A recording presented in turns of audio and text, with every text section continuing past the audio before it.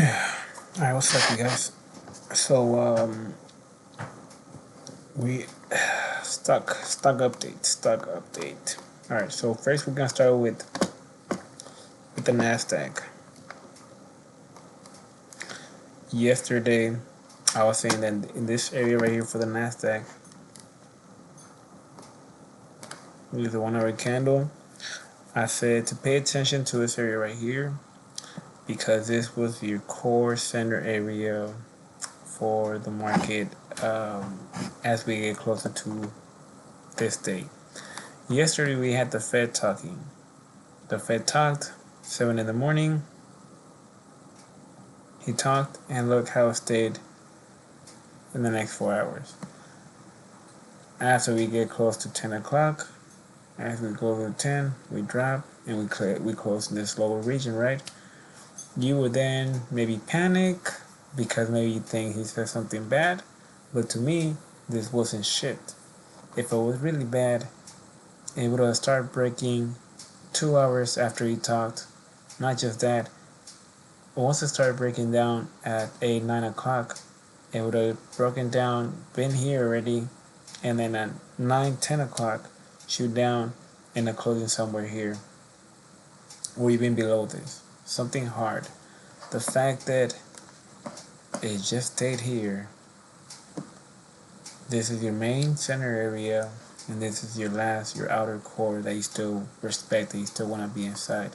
The fact that it did this, and it just did this right here, that was bullshit. That's bullshit. Um, that's why when you get to the end of the day, you're still here. I was like, I wasn't really tripping because if it was really bad, this would, like I said, it would have broken down and been somewhere in this region. The fact that it was so tight against this box right here let me know it's alright, cool. Just wait for it. It's most likely gonna end up closing up here, or it's most likely gonna end up going back up. Why? Because you have the Fed talking. You still have the Fed. We all traders, investors, our main focus for Tuesday and Wednesday was the Fed. They're the one that raise the interest rates. They're the one that make all these moves that affect the banks. And so, for us traders, investors, we pay attention to what he says. So since he was talking tomorrow and the day wasn't good, because obviously it was bad, you right away you would have fucking seen these red candles or whatnot. You would have heard it in the streets. I mean, you would have heard it in the comments. You would have heard it in the newspapers. You would have heard YouTubers talking about Powell just said blah blah blah blah blah and panicking and whatnot. You would have seen red candles. So the fact that it is happening, all right, cool. What's gonna happen now is you're gonna actually see the real setup. Since it's the last day, this is gonna be the blow up day. And here we have it. Here comes Tuesday night, right? So we talk close Tuesday night. All this same, we're getting prepared for him. When this happened, I was asleep because I want to go on entry. Seeing how I did this at, what is that, 10 o'clock? I was like, alright, cool. You have to wait because the main time is 11:45 to 12:30 to really let you know where the market is gonna go. Doing this ain't shit. It's still too early. So pay attention. So it's probably 10, 11, 12. The fact that at 12 we went inside of here, I was like, that would have been my buying point. After that, I would have just let it ride because it would have closed here, around that time, 3 o'clock, and then 4 or 5 as the market is opening. It's early. It's early. Because the data came out at 7. No, this after. Never mind, this after. Because, no. He was talking on Wednesday. Today's stupid. My bad, you guys. And he was talking at 7. So notice how they anticipate and they wait for him to talk. He talks, the market opens. First of all, the market opens. And the market opened happy. You see that? And when you retrace, notice how, see, other people would have thought it was scary or whatever, but notice how it's 7, 8 o'clock. So 7, we have this little withdrawal. That was his shit. If this was bad, you would have seen this come down here, worrying, whatnot, 8 o'clock, somewhere here. The fact that at 7 it did this and at 8 o'clock shut up, arguing, And I was telling the homie, since this was easily missed, I told the homie wait till your 7:45 to 8:30, and especially towards the end. So like it's most likely gonna end back around. They're gonna stop talking around 9:30, 9:15. So then the market could then get some air, and since nothing was gonna be said over, and all the bad and good was done, the market was then gonna breathe and keep on shooting on up. And once you get here to 8, 9,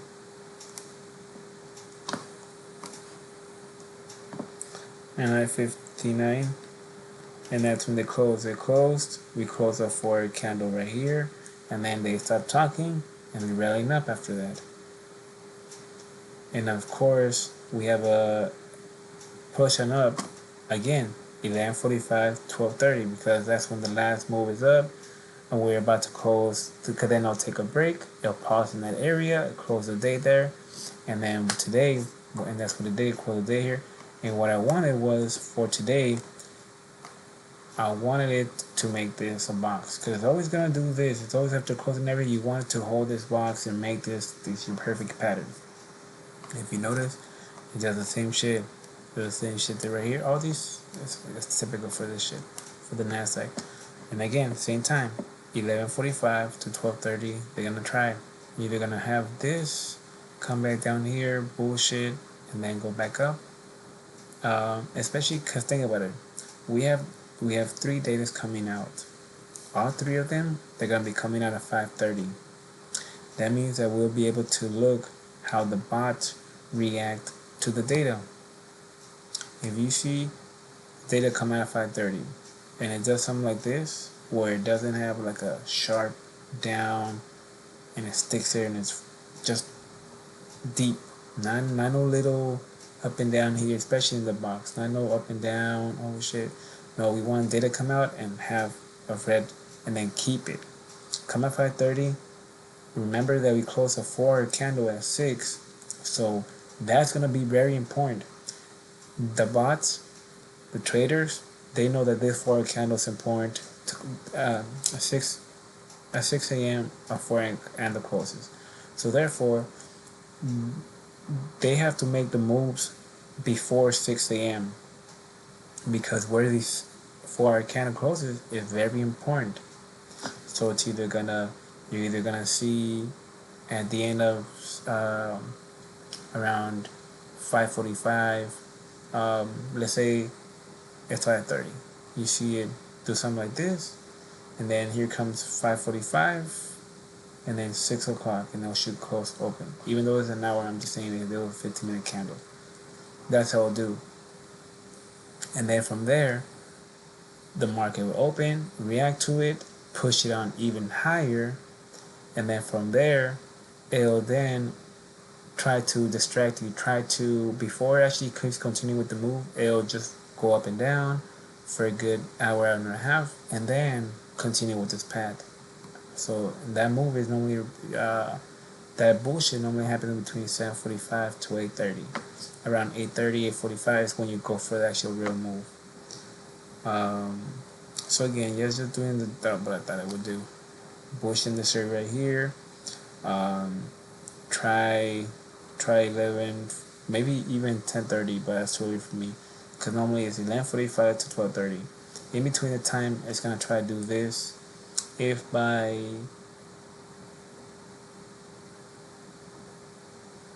12 o'clock, 12:15, we're still just here, we may just come down and at 2 o'clock go up, or we're gonna start this early and at 11:45, 12:15, you should see it, but you should see it passing this white line. If you're just seeing it struggle here in this region, then just wait for it. But you want to see it shoot above this.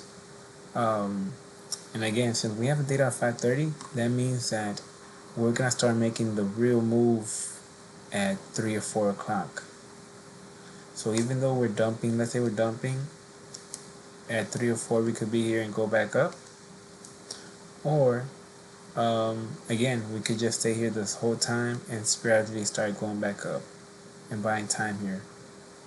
So we then want to see how we close at 10, which is going to be right now. We're going to close right here, and that makes more sense for me from 10 to 11. From 10 to 12:30, you want to maintain this region. If you start seeing dump down, it's going to come down here, 2 o'clock, maybe 1 o'clock, and start going back up, 3 or 4, and then start going back up. But since we're so positive, since the Fed said good shit, since the Fed didn't really scare us, because look, the Fed didn't scare us. The Fed didn't say nothing we didn't like. Otherwise, you would have these candles. The market is like the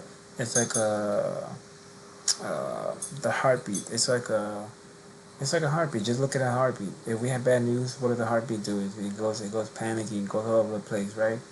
But if it's not, it continues with this rhythm, with the heartbeat rhythm. Same with this, it's all happy. Otherwise, if the Fed would have said something scary, you would have seen it. It's all good. So, since the Fed said good shit, I don't really see the market dumping throughout the night. I see it consolidating here and trying to continue going on up. Now, tomorrow's data, it may be bad and bring us back down, but then you'll have to wait to 7:45 to 8:30, because if we do come down, let's say to this region or this region here, and you know that 7:45 and 8:30 time is coming, then I could reverse and continue trying to close high. Otherwise, we most likely are just gonna close somewhere here. If we do pump throughout the night, and let's say we have bad data 5:30, if anything, we're gonna dump somewhere here or close somewhere here in this region. If we do pump throughout the night and all that bullshit, and we're still gonna end the day happy and good, whatever, whatnot. Yeah, SPX. I mean Nasdaq, same thing. You can see same thing. Same boxes. You got the big box. You got the center box showing you the inner core, the main core.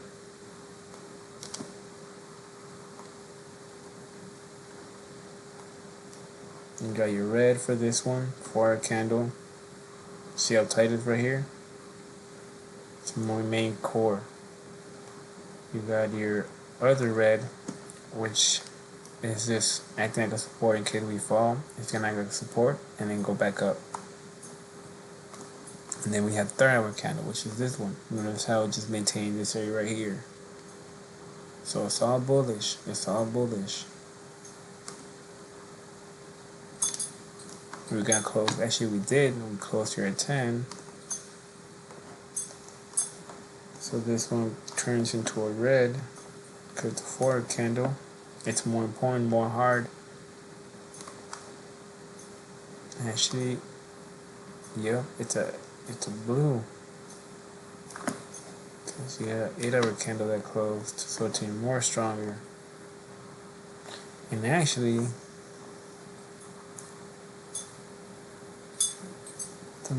this one right here, it's gonna go all the way here, and then it's gonna turn blue now.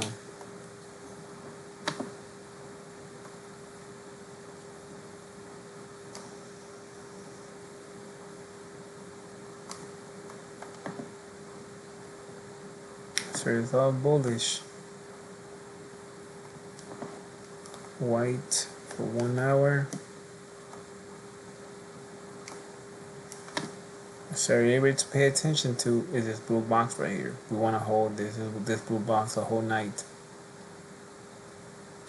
So notice how the Nasdaq is right here, but SPX is right in the edge.